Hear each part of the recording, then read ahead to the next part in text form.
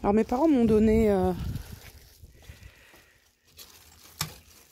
des salades qui leur donnent pas satisfaction pour leur consommation. Et ça va pour les poules.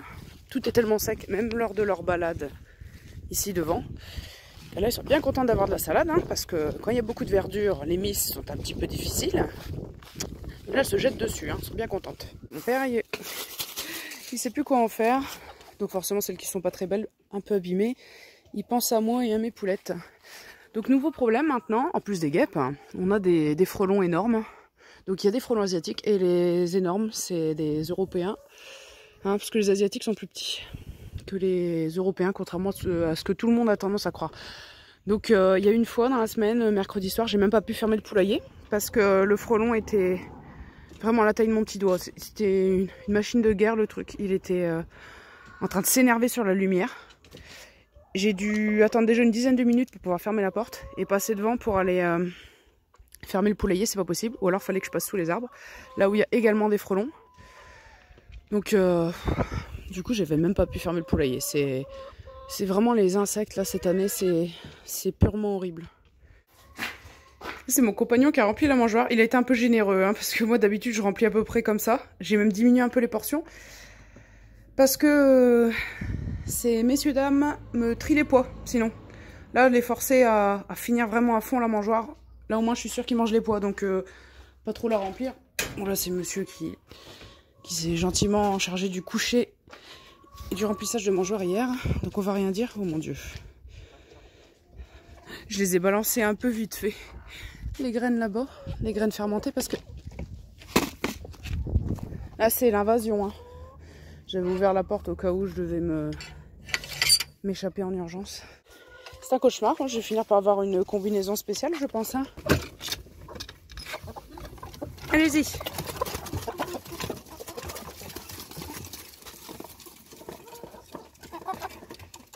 Allez. Qu'est-ce qu'il y a, ma glouglou? Ça va? Ça va, mon cœur?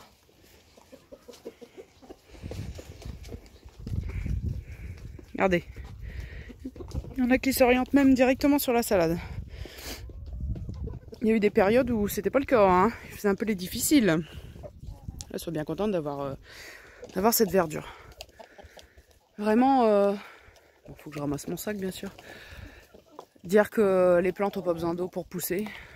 Franchement, regardez l'état de la pelouse. C'est cramé à un tel point où on se demande si ça va vraiment reprendre bien partout, quoi. Puis en plus, c'est pas fini, hein. Pas fini du tout la sécheresse. La plupart de mes poulettes pondent. Donc à 5 mois, tout pile. À part Luna qui s'était mis à pondre à 4 mois et demi. Petite Luna là. Parce que je ramasse plein de petits œufs. Les œufs de poulettes. Et donc ouais, c'est vrai qu'elles sont quand même assez en avance au niveau de leur ponte. Oh mon dieu. Bah, vous le voyez pas comme ça, mais un frelon, je dis pas. Vous voyez le cul jaune là, sur la feuille?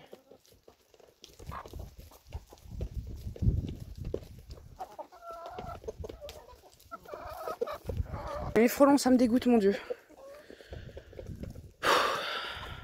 Ça, c'est un cauchemar. Bon. Donc, Pimousse commence un peu à cocher les poules, mais il est un peu bizarre ce coq. Vous voyez la petite paillette là? Celle qui est marron foncé et rousse. À ne pas confondre avec Canette. Donc il y avait les deux coqs sur son dos qui lui courent après. Bon, Pimousse il court encore un peu plus vite que Chéri. Et Pimousse lui hurlait dessus. Et Chéri courait aussi derrière. Donc la pauvre, elle savait plus quoi faire. Elle poussait des petits cris, elle courait partout. Et il y avait ces deux imbéciles qui la poursuivaient. Et lui il était en train de hurler derrière elle. Mais je dis mais quoi? Qu'est-ce qui se passe? Il en avait après elle, il voulait la cocher, je sais pas. Bon, donc c'est quand même à surveiller. Il y avait une fois, Chéri il avait le dos tourné. Pimousse il arrive, il a voulu choper les plumes de son dos à Chéri, je sais pas ce qu'il voulait faire. Donc je surveille. Hein. Sur la gamelle.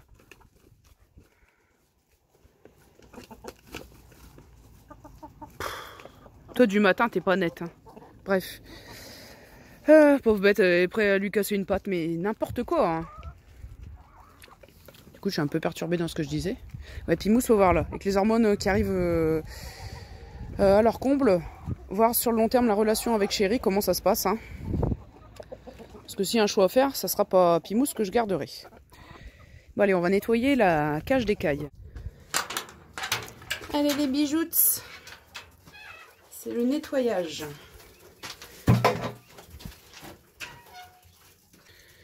Donc là pour l'instant c'est une plaque en carton qu'on glisse hein, entre deux pour mettre l'écaille d'un côté ou d'un l'autre selon le côté que je nettoie. À terme ce sera mieux bien sûr du PVC. Alors, toujours pas d'œufs. Ils ont 7 semaines et demie, donc ça me paraît un peu tardif. Bon, depuis là on est dimanche, hein, depuis lundi, je rallume la lumière au-dessus. Peut-être un manque de luminosité, puis peut-être trop de chaleur en plus, je sais pas. Mais en tout cas, les œufs, j'attends toujours, parce qu'on dit soi-disant les femelles, ce que j'ai lu à certains endroits, hein, 5-6 semaines, elles sont prêtes à pondre. Bon, moi déjà, sur la femelle que j'avais vidée, donc à 5 semaines et demie, j'avais pas vu hein, d'œufs en formation, j'ai vu des mini grappes d'ovules, mais c'est tout. Donc je voyais bien qu'on n'était pas encore à un bon stade de maturité. Les mâles par contre, il y en avait ouais, ou on va dire entre guillemets les testicules, hein. Bon c'est pas pareil, c'est vraiment à l'intérieur, qui était un petit peu plus développé chez certains. Mais j'ai jamais vu ce mâle là vouloir cocher les miss. Alors qu'il y avait un mâle... donc il y a 2 semaines qui commençait déjà hein, à vouloir. Hein. Bon allez, on va vous pousser d'un côté. Donc toujours, hein, je referme bien la porte hein, quand je fais mes manipulations. Alors, on va glisser la planche. Alors d'une main sans guider, c'est pas pratique, mais...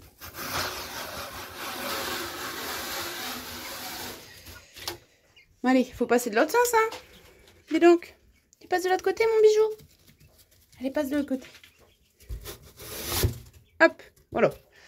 Donc là, ils sont cantonnés à 5 d'un côté. Hein, pour sauter par au-dessus, il faudrait vraiment que ce soit des sacrés acrobates.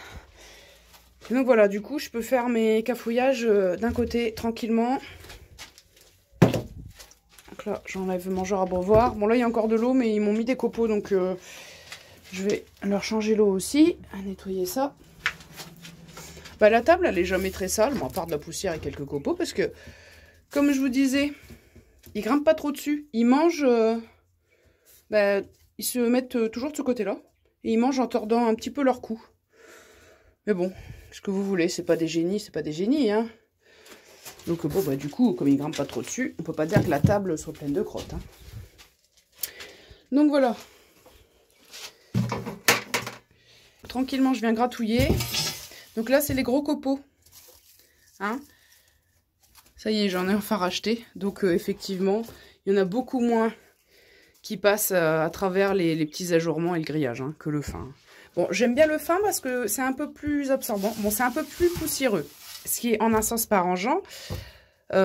Pour les cailles, parce qu'ils font des bains de poussière dans les copeaux. Là, c'est un peu moins pratique pour elles.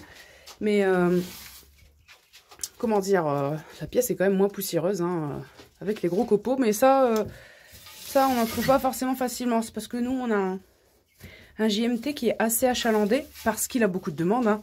Forcément, il vend par rapport à ces demandes. C'est des copeaux qui, normalement, sont utilisés plutôt dans les écuries avec les chevaux et les gros animaux, a priori. Hein. Mais je trouve que dans certaines situations, il est plus pratique. Pour le poulailler des poules, j'aime beaucoup moins. Parce que quand je ramasse les crottes avec ma pince, j'enlève plein de copeaux comme ils sont très gros avec les crottes. Et les fins avec les copeaux fins. Puis c'est bien mieux pour moi aussi faire mon purin de crottes de poule pour le jardin. Donc ça dépend des circonstances. Hein. Pour les poussins, quand c'est ici par terre, c'est pareil. Ils en envoient moins dans les gamelles comme c'est des particules beaucoup plus grosses, beaucoup plus lourdes. Et c'est moins poussiéreux, il y a des avantages. Mais par exemple, dans le cas du poulailler, pour mes poules, je préfère des copeaux plus fins. Puis après, bah, parfois, je fais avec ce qui me reste. Hein, quand parfois, il me reste plus... Quand momentanément, il me reste plus que des copeaux fins ou des gros copeaux, je me contente. Mais j'ai quand même mes petites préférences selon les situations. Donc, vous voyez, hein, on pousse les copeaux. Globalement, c'est quand même bien propre. Hein. Pour l'instant, mon système, là, comment dire, mon gros chatterton de réparation. Ça fait le taf, pour l'instant, en tout cas. Donc c'est pas mal, et puis, vous voyez, les copeaux absorbent bien les crottes. Donc déjà, le fait qu'ils en envoient moins valser par-dessus bord, ça m'oblige pas de temps en temps à ramasser ceux qui sont par terre pour les remettre. Bon, ça c'est ceux d'avant hein, qui sont là. Et puis voilà, ça garde quand même une bonne quantité de copeaux, ça absorbe bien les urines, les crottes. Puis là, 5 dans cet espace-là, franchement c'est juste ce qu'il faut, comme ça, ça tient la semaine. Là honnêtement, ça sent pas mauvais, parce que tout le monde se plaint de l'odeur des crottes, enfin des fientes de caille. Mais ça sent pas mauvais, etc. Donc 5 dans cet espace-là, ça va, je pense que j'ai fait le bon choix, j'avais hésité hein, d'en garder que 4. Mais ça se passe bien, donc c'est le principal. Donc là je vais finir mon petit nettoyage de ce côté-là. Là, j'ai nettoyé un côté. Donc par contre, j'ai oublié mon sac de copeaux, qui est encore très rempli, donc un petit peu lourd. Donc je vais ramener les copeaux dans un seau, je vais me servir dans le garage et je vais ramener les copeaux ici. Comme ça, là, je re-remplis les copeaux, je remets la table. Mon mangeoire abreuvoir, je rempote un petit peu. Abreuvoir, je dois nettoyer et je vais le remettre après. Et voilà, je nettoie un côté, je le remets bien propre. Et après, je me charge entièrement de l'autre côté. Hein. Je ne vais pas nettoyer ici. Et puis seulement après, y revenir pour mettre les copeaux. Hein. Bien sûr, je fais au fur et à mesure. Donc là, je vais ramener mon petit seau de copeaux. Et ouais, je voulais dire, la mangeoire... Bon, non, je n'ai même pas besoin de la remplir. Je la remplis toujours jusqu'au niveau des trous, puisque ces nœuds-là, au lieu de grimper sur la table pour manger tranquillement, ils se tordent un peu le cou pour manger comme ça par au-dessus. Donc, il ne faut pas que le niveau soit trop bas. Alors, peut-être qu'ils auraient idée un peu plus de monter sur la table. De temps en temps, il y en a un qui le fait, mais c'est rare pour venir manger. Donc je mets vraiment toujours les niveaux, donc ça c'est une mangeoire pour pigeons. Enfin un mangeoire pour pigeons ou c'est peut-être dessiné que pour le grit, enfin peu importe. En tout cas c'est du matériel pour pigeons. Et donc je mets toujours la nourriture au maximum au niveau des trous. Hein, pas que le niveau descende trop bas, donc je rempote tous les jours. J'ai pas de gâchis de grains et j'ai pas de tri. Donc c'est au moins ça. Bon par contre tous les jours je rajoute une pelletée. Ce que je rempote par jour, donc par contre les graines de tournesol j'ai constaté qu'ils les mangeaient pas. Hein. Par jour, je rempote ça à peu près. Ouais, allez, une moitié de pelletée. Pour 5, c'est ce qu'ils me mangent. Ça change des poules, hein. Bon, j'ai toujours pas d'œufs, mais je peux pas tout avoir. Bon, allez, je vais chercher mes copeaux. Me revoilà avec mon seau de copeaux. Donc, je vais me servir directement au garage, hein, dans ces cas-là. Surtout quand le sac est neuf et super lourd. Neuf, il fait 19 kg. Bon, c'est un peu compliqué. Je préfère me piocher dans le garage, prendre la quantité que je veux, et voilà. Et du coup, j'ai déjà nettoyé et rempli l'abreuvoir. Comme ça, j'aurais plus qu'à tout réinstaller. Donc là, je mets mes copeaux tout propres. Hein, donc voilà, ce que j'essaie de vous montrer, c'est que j'ai essayé de penser les choses pour qu'elles soient le plus pratiques possible. Hein, par exemple, le seau, j'ai qu'à le glisser juste ici. Hop. Puis comme ça, je mets mes copeaux sans en foutre par terre. Bon, de toute façon, il y en a plein, mais bon, voilà, vous voyez. Et donc, et pareil, quand je racle les copeaux, là, il n'y a pas de bordure. Hein, donc je peux tout faire glisser comme ça. Et puis je suis pas gênée par des bordures ou quoi que ce soit. Donc forcément, eux, en gratouillant, ils arrivent par le dessous de la porte et tout à faire valdinguer des copeaux. Mais comme moi, dans ce cas-là, ça me dérange pas. Voilà, j'ai essayé de penser quand même un système facile parce que le nettoyage, au début, on est motivé, c'est super machin. Puis en fait, on sait très bien qu'au bout d'un moment, ça devient surtout une corvée plus qu'autre chose. Et vaut mieux à la limite avoir un peu moins de fanfreluche, un peu moins de déco et de vous rester dans quelque chose de simple et essayer de bien penser ou bien penser pour les problèmes qui vous semblent les plus importants à corriger ou pour lesquels vous voulez apporter des solutions. Comme ça, sur le long terme, vous serez toujours, comment dire, toujours enclin à bien nettoyer. Et vaut mieux parfois un bon nettoyage plutôt que trop de fanfreluche et puis que les animaux vivent dans la crasse. Par exemple, vous leur mettez... faudrait peut-être quand même plus tard une petite cabane que j'en fabrique au cas où les femelles aimeraient mieux pondre dedans. On verra bien. Bon là, elles ne pondent pas encore de toute façon. Comment dire, vaut mieux qu'il n'y ait pas trop de cabane, pas trop de fanfreluche, pas trop de petits objets dedans qui vous rendent ça trop fastidieux à nettoyer et qui ferait qu'à force vous serez trop démotivé à nettoyer, puis bah, les animaux finiraient par vivre dans la crasse. Vaut mieux qu'ils vivent dans la propreté mais avec un peu plus de simplicité. Donc là je lui manque peut-être une petite cabane. C'est même pas sûr que les femelles la choisissent forcément pour aller pondre, hein, parce que les cailles ça pond un peu partout. Il y a vraiment que les poules hein, qui ont ce système de vouloir pondre dans des pondoirs. Donc voilà, faut penser pratique et sur le long terme, hein, il y a toujours une démotivation par rapport au tout début pour faire vos nettoyages et bien s'en occuper. Il faut essayer quand même de rendre ça plus pratique. Après, chacun a des points bien précis sur lesquels il veut travailler, mais il faut vraiment y penser au moment de la conception de la cage ou de la volière extérieure. Vous voyez, mais bon, ça, j'avais déjà énuméré les arguments pour lesquels je ne m'étais pas orientée vers une volière extérieure, en tout cas. Donc voilà. Ah oui, puis c'est vrai, j'ai rajouté un thermomètre. Donc là, on est à 21 degrés. C'est comme ça, surtout pour... Bon, là, quand il fait chaud, c'est utile, mais l'hiver, je saurais. Parce que dès que ça descend en dessous de 15 degrés, c'est pas très bien. Alors, ça serait leur propre chaleur, avec le bâtiment fermé qui les réchaufferait. Je pense qu'on descendra quand même en dessous de 15 degrés. Donc du coup, il n'y aura plus de ponte, ni de reproduction, rien du tout, en dessous de 15 degrés. Mais en tout cas, ils seront hors gel. Hein.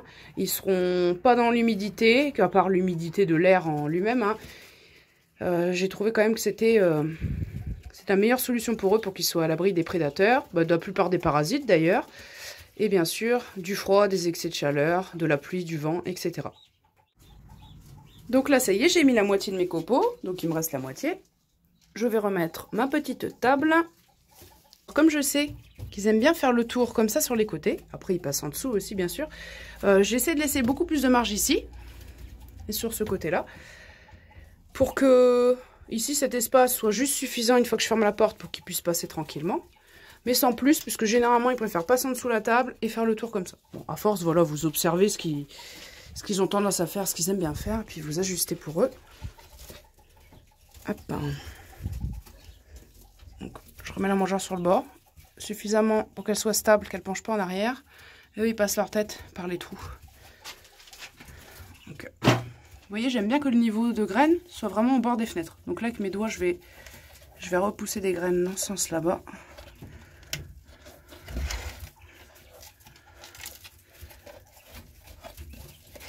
Hop, voilà. L'abreuvoir. Je regarde. Voilà, comme ça, ils peuvent pas le faire tomber parce que si je le mets, il faut que je le mette vraiment d'une certaine position. Si je le mettrais en arrière, ils risqueraient de baler. Hein. Mais bon, généralement, ils font pas les bêtes, ils font pas d'escalade ou quoi que ce soit, donc il n'y a pas de souci. Mais au cas où, pas qu'il y ait de malheur, je préfère quand même éviter de renverser un abreuvoir entier. Donc, il n'est pas très grand, mais 1,5 litre quand même. Plein la cage. Donc, je rouvre ici. Je vais vous faire passer de l'autre côté, mes bijoux. D'accord? Allez. Attention, hein. Fais pas de chute. Vous poussez de l'autre côté, mes bijoux? Allez, hop. Il est pas trop farouche, le mal. Ouais, pousse-toi, ma biche. Non, non, non, non, non. Et oh. Allez, allez. Pas trop farouche non plus, hein. Non, mais dis donc. Hop, voilà. Donc, même procédé ici. Donc là, je rajoute mes copeaux.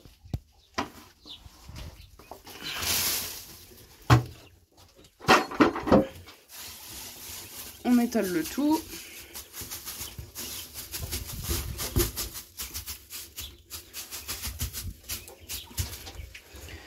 Allez, on referme la porte. J'enlève ma planche. Et voilà. Maintenant, ils peuvent refaire leur vie tranquille. Et tout est propre. Et puis, ça, je raccroche ça ici. Voilà. Bon, vous me faites des œufs bientôt, j'espère. Mes pichouns. Il est joli ce mâle, je trouve. Il a vraiment une jolie bouille. Mais après, bon, c'est assez fréquent, on va dire un mâle sur 2, ou au moins 1 sur 3, qui ne serait pas bon reproducteur. Hein. Beaucoup de gens qui ont des difficultés avec ça. Donc là, je le vois même pas avoir l'intention de cocher les femelles. Je ne suis pas sûre que ce soit un très bon reproducteur. On verra bien. Mais bon, au pire, j'aurai au moins les œufs. Si elles finissent un jour par pondre, bien évidemment. Donc l'autre fois, j'avais peut-être dit des bêtises, même sans doute.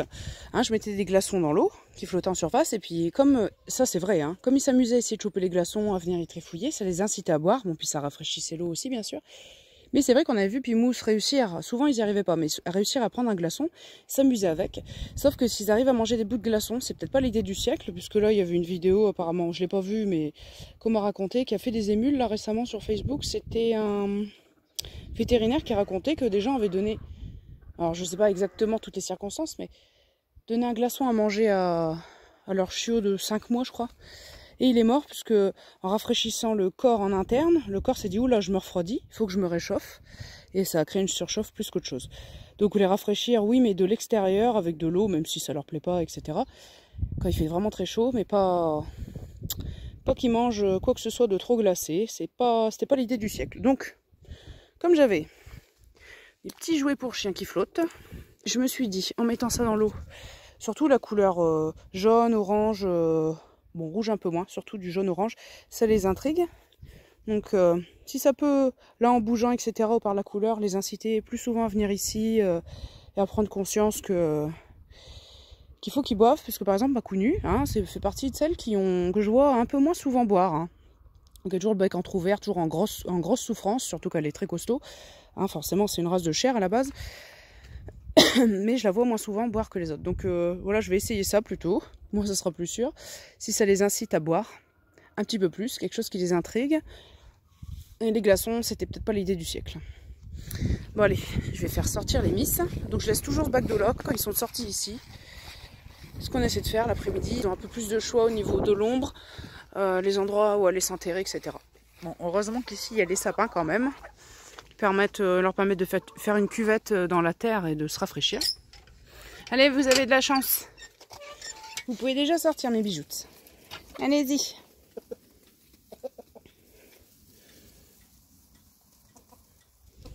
Allez, Nunuche, vite. Ben alors, t'as la traîne, ma petite Paige. Ils aiment bien aller là-bas. Bon, là-bas aussi, c'est l'endroit où il y a le plus d'herbe. Bon, là, ça commence un petit peu à repousser, mais sans plus. Je sais pas si je l'avais dit que Susu avait encore voulu couver. Ben alors, qu'est-ce que c'est que ces petits canards? Et ce petit poisson? Bon, en tout cas, vous voyez, ça les intrigue effectivement. Et donc, déjà, rien que la couleur, ça attire un peu plus l'œil. Bon, la preuve, ils viennent tous se réunir là pour qu'ils viennent boire. Hein. Ils savent que le bac est là, mais ils ont un peu moins de réflexe sinon. Bon, voilà, c'est une idée comme une autre, mais c'était surtout pour dire pas de glaçons. Finalement, on va peut-être éviter. Ben, c'est bien, ça vous attire.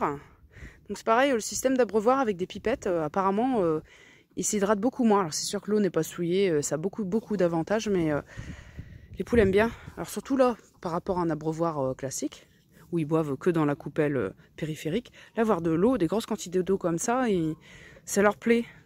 De voir l'eau accessible comme ça. Et donc, moi, c'est jamais perdu. J'arrose mes plantes avec l'eau du bac quand je le change tous les jours et que je le rince. Et comme ça, on est tranquille. Mais je vois que les moineaux, tout ça, ils aiment bien aussi venir y boire. Donc, je me méfie. Hein. Puis, il y a des histoires de grippe aviaire en ce moment. Donc, les oiseaux sauvages qui viennent trop fréquenter vos bêtes, il faut toujours se méfier. Et les animaux domestiques le refilent à la faune sauvage. Donc, bah alors, ma bijoute, qu'est-ce que t'as fait? Tu t'es mouillé les plumes de pattes. Et voilà, l'eau était toute propre, comme ça c'est fichu. Merci. Bon, ça restera comme ça. Bon, allez. À plus.